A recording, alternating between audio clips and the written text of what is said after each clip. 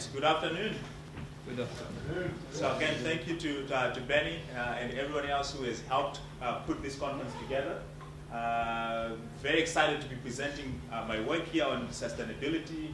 So this is my first project in this area, and in a minute or two I'll explain why or how I ended up working in this space. So this is co-authored work with Dane Christensen, who is at University of Oregon, and George Serafin, who is also at Harvard Business School. So in fact, I think George was the one that was supposed to be presenting, but he sort of sent his junior lieutenant to be able to come present. And so this, as you can see from the title, we are looking at this idea of, now as we think about sustainability, as we think about especially ESG, we now need to be thinking about what does it actually mean. But from one thing that Carl already sort of pointed or alluded to, there is so much disagreement, or at least we still don't really understand how to measure or how to really think about assessing ESG. And so in this paper, we look at what are the drivers of the disagreement that we may actually see in the ESG ratings. And one of the reasons why we think it matters to be able to really think about what ESG is all about is because ESG is something that is being used a lot. So if we maybe sort of just start to think about where do we see ESG being used, or at least the ESG ratings and the ESG data. So we already have some data, I think, that sort of Kao has already brought up in terms of the amount of money that is actually being put in, at least the amount of money or assets under management that uses some form of ESG. So here are just sort of two quick examples. So if we go back to the principles of responsible investment, they talk about more than $60 trillion that is being invested with some consideration of ESG. So this is not to say they're investing in companies that are sort of ESG focused, but at least as they're making decisions on how to make these investments, they're considering some issues related to sort of environmental, social, and governance matters. And then also one of the things that came up, I think the example of CalPERS, where they make this statement that if you're a private fund manager who is going to come to some of these pension funds looking for money, that you're then going to invest independently and you sort of provide some returns to them. So most of these pension funds, so the example that I have here is from South Africa. So this is the government-owned or pension fund. They actually now require all the private fund managers that come to them looking for financing to articulate what their policies for ESG are. And this is something that is happening throughout the world. And then also, the one thing that makes me very excited, especially with this topic, I do a lot of work in debt markets. So I look at bank loans, what happens in that space. I also look at corporate ratings. So most of my research is in credit ratings. So one of the things that we have now started to see is that when you go get a loan, so some of these loans can actually now be determined based on ESG ratings. So this example, for example, that I have here, it's a covenant in the loans that there could be adjustments to the interest that a company pays based on how that company does on ESG indicators.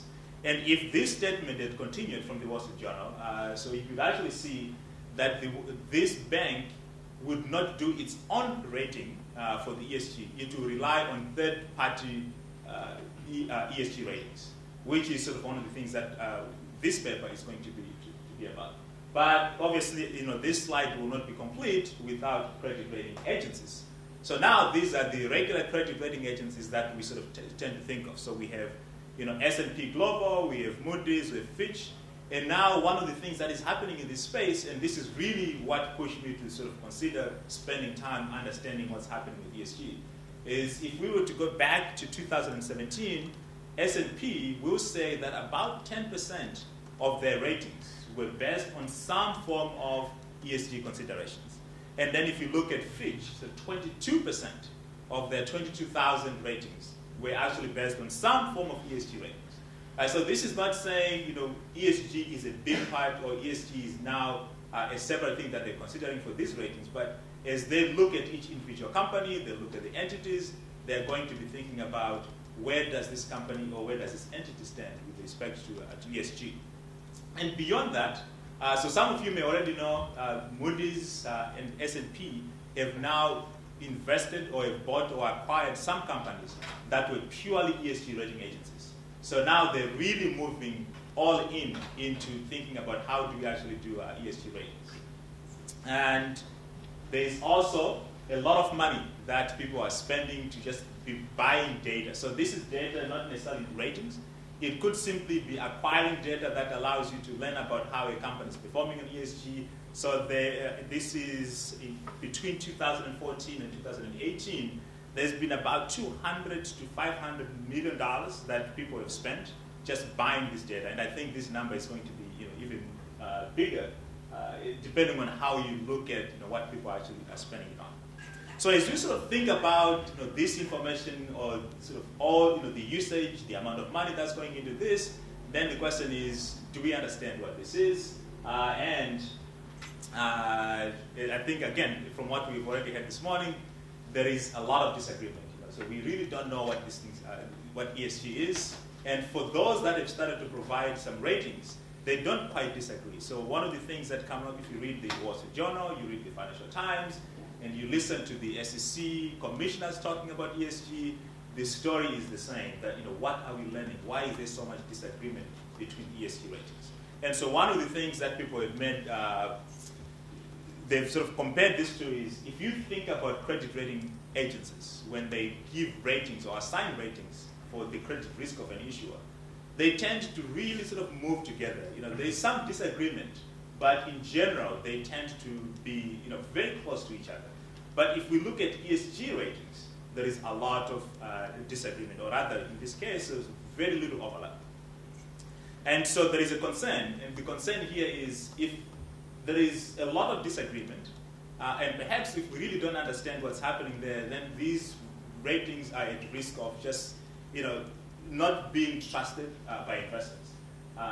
So again, this is one thing that we don't quite test to sort of see in this paper, whether who is using it, how people are trusting them. But there is this risk that people have expressed that if we don't know what they are, there's so much disagreement, maybe there's going to be a problem. And so what we do in this paper, or at least we sort of step back and say, let's sort of try to understand what's driving this disagreement. So our research question, I guess sort of, there are two in one. One is, so to what extent does a firm's disclosure and also just its average performance of ESG affect this rating disagreement? And so we're just going, we're trying to sort of find out as to what really makes these providers disagree. And we think one is the disclosure that the companies are providing. And also, if you look at some literature that I found that depending on whether someone is performing well or someone is performing very poorly, so if you are some of those extremes, then we can also see disagreement happen. So we'll talk about these as we go to the results. But very briefly, so this is a map of where the results are going to be. So if we were to just look at this left-hand side here, if we were to put companies in sort of these deciles, companies in the lower decile for disclosure in terms of how much disclosure they provide, going all the way to high, you see that the disagreement, which are the numbers in the middle here, actually grows as the disclosure grows as well. And then if you're going on the other side where you have the performance, so is this a company that is performing well, or gets sort of the high there, or is it performing poorly? And then you also see that the disagreement, in the middle, there's really not much disagreement compared to the edges. So if you're a poor performer or a very good performer, there tends to be some disagreement. So we'll talk about that as well. But a big part is you're looking at sort of this, if you're a very poor performer, but you have a lot of disclosure, which is sort of this number, the 17 point, I guess I can use the pointer here, the 17.9 here. So this is sort of where the biggest disagreement happens. A lot of disclosure, but people don't just think you're a very, not a good company with respect to ESG. So this really sort of summarizes what we find and also what we do in this paper. Now, why do we end up doing here, or what do we think is actually driving this? In other words, sort of what is the hypothesis here?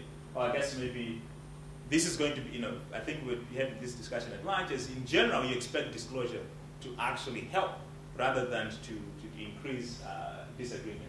But why does that happen? So our hypotheses are created or motivated by a number of things. So the first part is is we think about how are people actually going to be making decisions about disclosure. You're looking at statements that people understand, and you also have to actually sort of make a judgment on certain things. And so what happens with ESG disclosure is it's something that is just new. So we really don't have, for the most part, a benchmark. So if I give you financial leverage for the financial statements, we sort of now understand what leverage means. But if we go to ESG as information, there are some things there that we still don't understand what they mean. So as we are making judgments, or as analysts, there's a tendency that we are going to disagree on certain things. And so with that in mind, so there's a lot of literature in psychology, in sociology, that sort of looks at the way that we are going to evaluate something is going to be driven by sort of how much we all have been, somehow at least, become familiar with the concepts. And in this case, this is new, so we are not really familiar with what's happening. And also, we are not really as analysts for ESG, there is no association that people can go and really learn from each other. So people are sort of learning on their own. And so they're coming up with rules of thumbs. And so for that reason, there's going to be a lot of disagreement, especially as I give you more information. Because as I give you more information, there's going to be a lot more for you to disagree on. At least that's sort of one of the things that we think about. And we can talk about that in the Q&A as sort of what your thoughts may be as well. So our first hypothesis is going to be, as the disclosure increases, we're also going to see the disagreement increasing as well. And then this will give you at least a sense of, if I were to just take this and pick a random company, let's look at the disclosure that this company provides. So most companies will provide these CSR reports. So in this one, the Workday in 2014, well, I guess the report based on 2012 had about 58 pages. And then if you go to 2015, the report grew to 94 pages. And if we are looking at the difference, or what happens between these 2 years with respect to the disclosure scores that Bloomberg will provide us. So we expect this to go up, because now information, just by count of the pages. So that's what we find with the Bloomberg here. And then when we look at the ratings itself, so Thomson Reuters, so this is the asset for that we saw in the first paper. So the environmental score and the social score both go up. And for the Morgan Stanley here index, the environmental goes down, the social goes up, and then Sustainalytics, there's no change in environmental, and the social rating goes up. So this is just to illustrate that for the same report, there is actually there are some differences in terms of what the rating agencies are providing. And here, the rating agencies are these three. These are the three that we're going to use: Thomson Reuters, MSCI, and Sustainalytics. There's some that we can use, but we choose to use these ones because I think these are sort of the biggest ones. They provide the most data we can find. So just give you a sense of, we are going to expect some differences for the same company, for the same information. And then if you look at the second hypothesis, or at least the second test is, how well is a company performing? So if you look at some of the literature in the analyst focus, when there is complexity in a task, when analysts are looking at one company, if there is more information, they're actually going to agree a little bit more. But what usually happens is, at the extreme ends, there is also going to be a disagreement. If you look also at the credit ratings, so there is evidence that suggests that companies that tend to have the poor credit ratings, or companies that tend to have better credit ratings, there is also tends to be more disagreement at those extremes. And again, this is something that a few people have actually done research on. So using some of this literature that we find, which is in a sense suggests this idea of there's going to be a nonlinear relationship in how companies are rated, we formulate our second hypothesis, although we don't know where this hypothesis is going to go.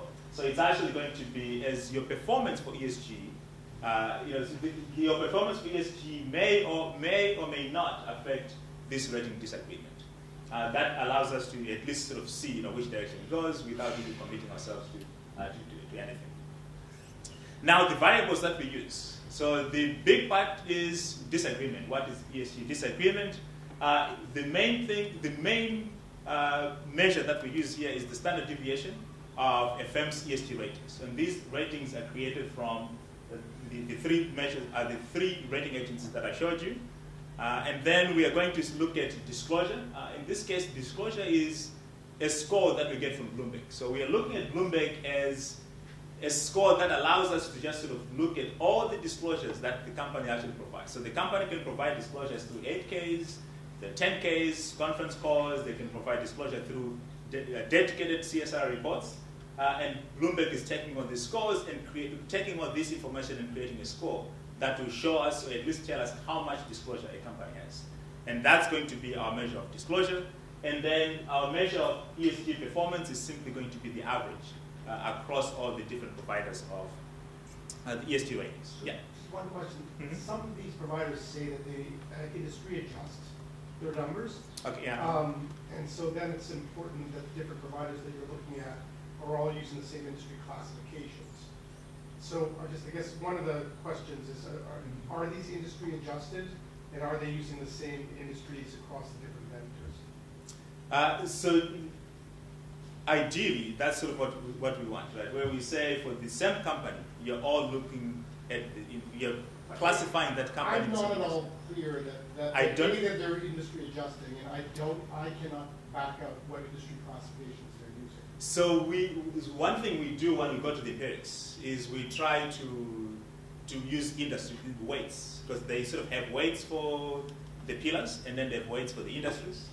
And then we also, we do some industry fixed effects, and so we do a number of things at least to try to get this idea of, are you making sure that for each company, for each entity, whatever we're looking at is actually based on the right industries. So I guess, are you using their Z scores, which are adjusted based on their ratings, or are you using the raw data? I'm just unclear. So we're using so for Asset 4, for example, we use the ESG score.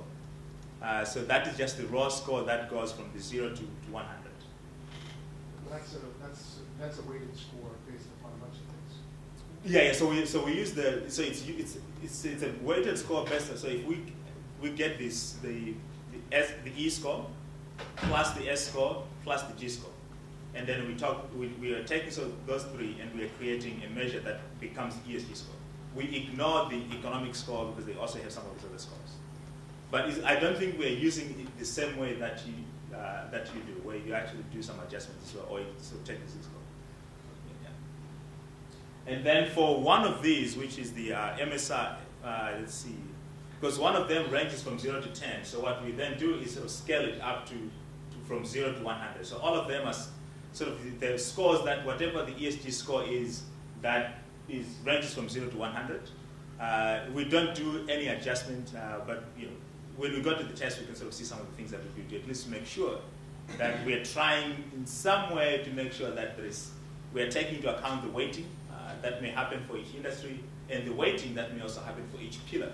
Because once you go into each pillar, there are sort of specific indicators that are going to contribute to the score.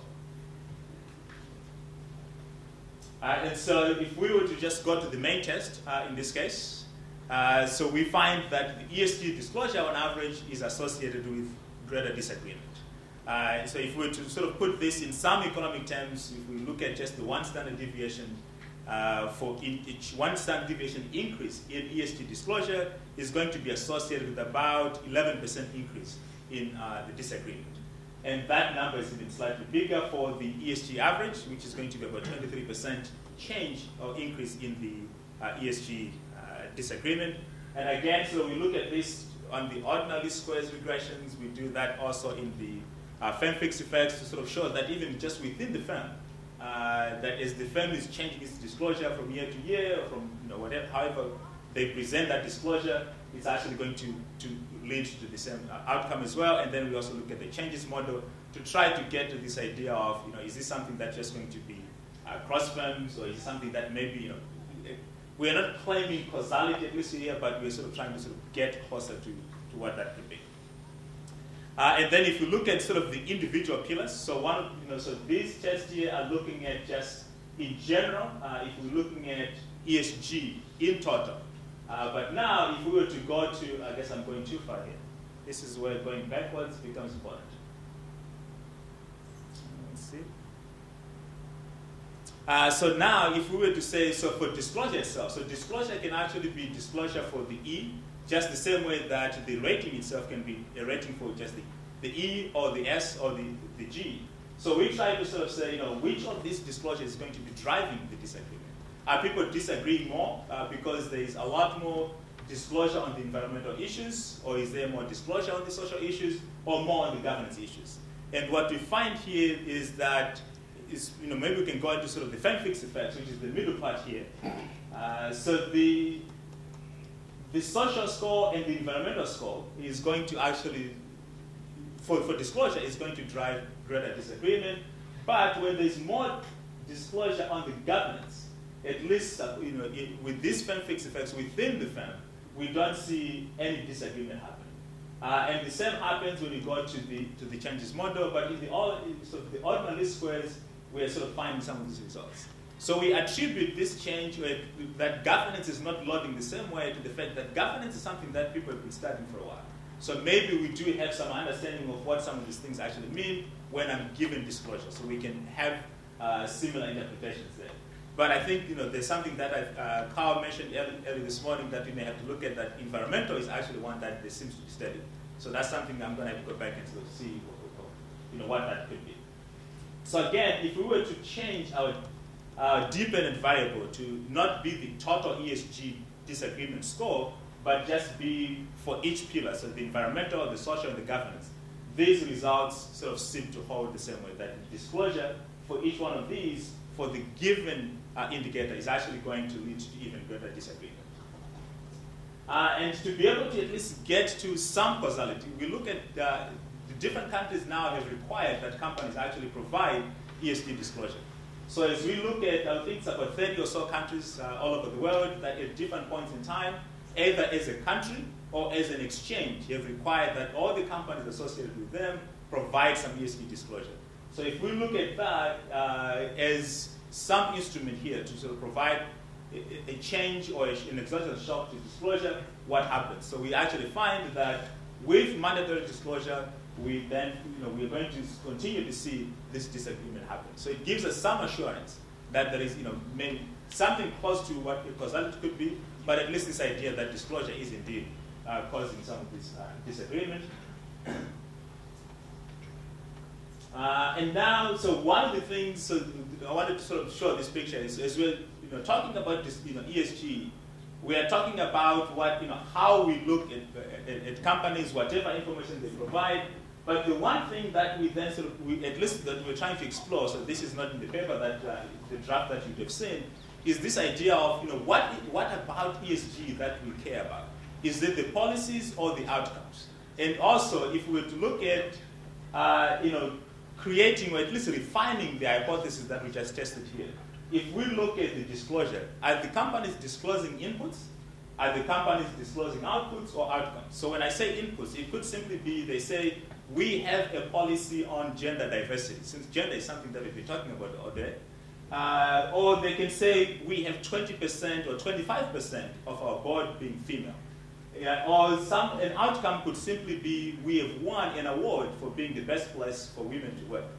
So if you're looking at the type of things that they're disclosing, are those things then going to cause disclosure? So we think that if the rating agencies are using inputs to judge the companies, and the companies are disclosing inputs, there should not be that much disagreement. Because you have a policy, okay, we agree. But if there's an outcome or an output, then we have to judge whether that outcome or that output is really meaningful. So those are some of the things that at least we're sort of going back now and thinking about, what is it actually that's making this disclosure lead people to disagree? And we think sort of this matrix here is at least sort of going to give us some form of a guide in terms of what is being disclosed, what is being used, and what actually can drive the disagreement. And if companies, so I guess if we think of the implication of the study, so if we think of the implication of the study, it's going to be, are companies worried that we provide information, but then people don't disagree on whether I'm a good company or a bad company? But if we can really pinpoint what type of information companies should provide, then perhaps that will provide some way of having a shared understanding of what good ESG is, if there is such a term, or what should be something that companies providers and investors should actually be looking at. So that would be the end of my presentation. I'll leave to Annette to sort of discuss, and then I'm looking forward to your questions and comments. Thank you.